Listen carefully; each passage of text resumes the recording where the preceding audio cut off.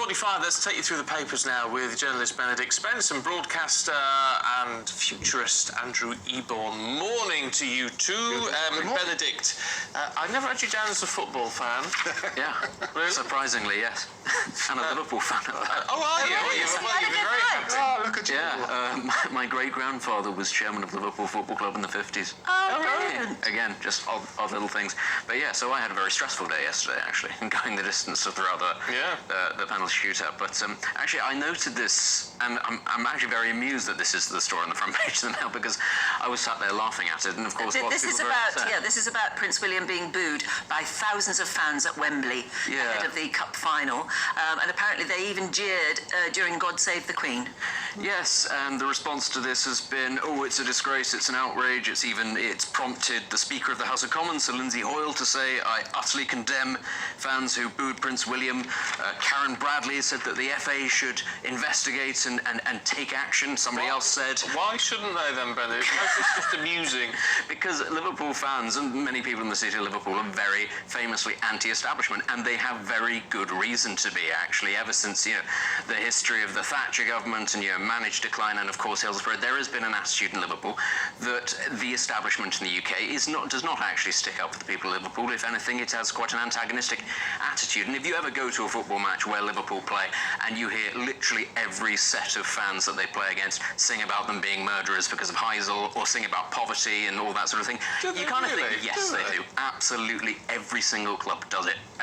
You kind of think, actually, they've got a point, that actually a lot of people in the UK aren't particularly, sympathetic to their plight. So I find it very amusing, because they do this whenever they play in a cup final. Whenever they go to Wembley and there's the national anthem being played, they boo it, because it's a form of protest. And I just think that the magnificent overreaction from people saying it's a disgrace in the Queen's Jubilee year, just that they're just having a good time out. They're voicing what we all like, their free speech, a form of protest against de-establishment politics, and I really don't have a problem with it. I sort of think the people of Liverpool, Liverpool's a wonderful place. Glorious. It's the best city in the UK. Well, honest to God, it's a fabulous place, and I've got because I'm a northerner anyway, but I've got a real fondness for Scousers. It gave us the Beatles, for heaven's sake. They gave us the best comedy, they gave us all sorts of things. Yeah. I don't think it's amusing, I think it's actually quite sad, and you're right, absolutely right, Benedict, we need to look at that sort of history. But I like the idea of trying to build bridges. Yeah, it's been a great week for William, and we'll come on to some of the great things that he's done this week as well.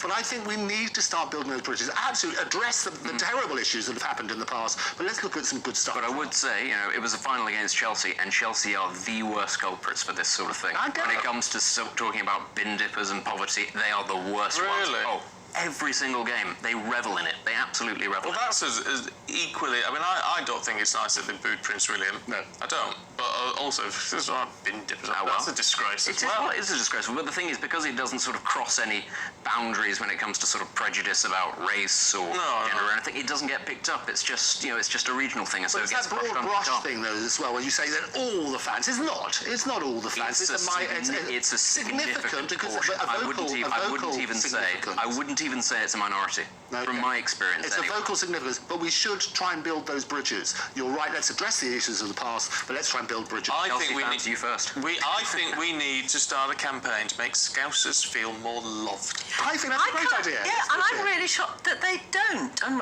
This time last year, I was in Liverpool on my cruise ship. That's where we went into Liverpool. We were the first ship to get into Liverpool docks in 14 months, and they were so thrilled to have business again. And we were thrilled to be there. We were right up there, almost in the city. It was incredible.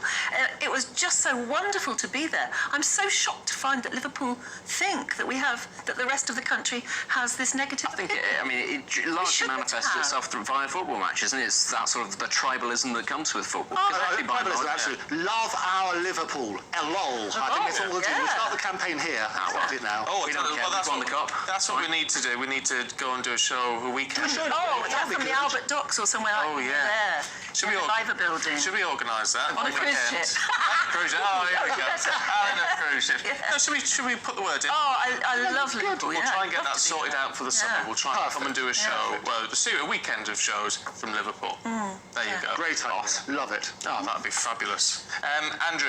Talking of loving it, I mean, Yes. come on, Eurovision. Eurovision. We absolutely did it. I feast for the eyes and ears. Did you see it, Andrew? I did. I was you? up till midnight watching the scores coming in and things like that.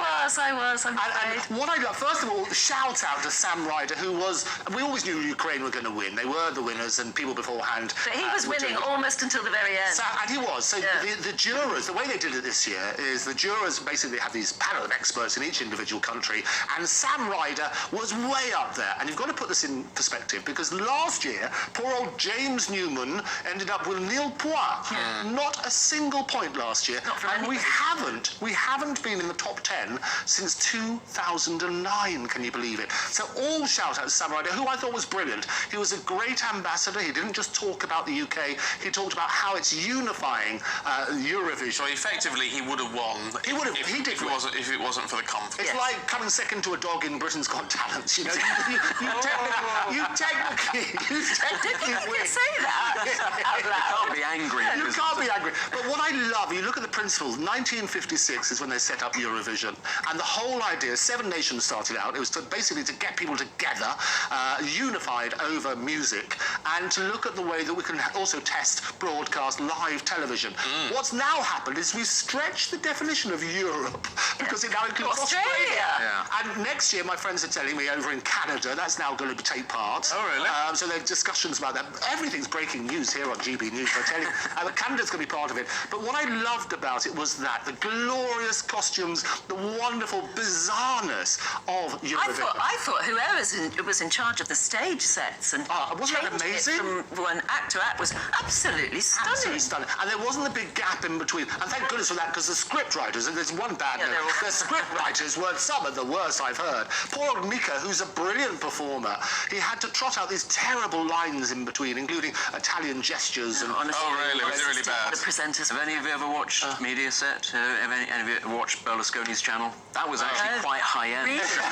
Even what it normally is, I've got to be honest. What I loved as well, Will Ferrell did a spoof movie called Eurovision Song Contest, the story of Fire Saga, and it captured all of these things. It was written by Will, and it starred all sorts of... Rachel McAdam was in it. Conchita, the bearded my woman, goodness, yes. he was in it as well.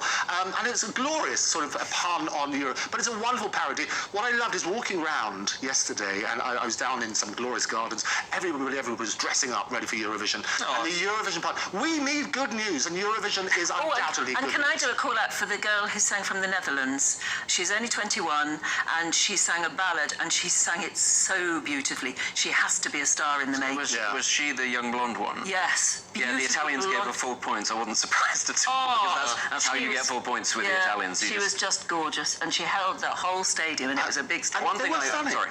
one thing I did notice is usually when the Eurovision Song Contest happens is you can tell where countries are geographically related to Russia, because the closer to Russia you get, the more miserable the songs get.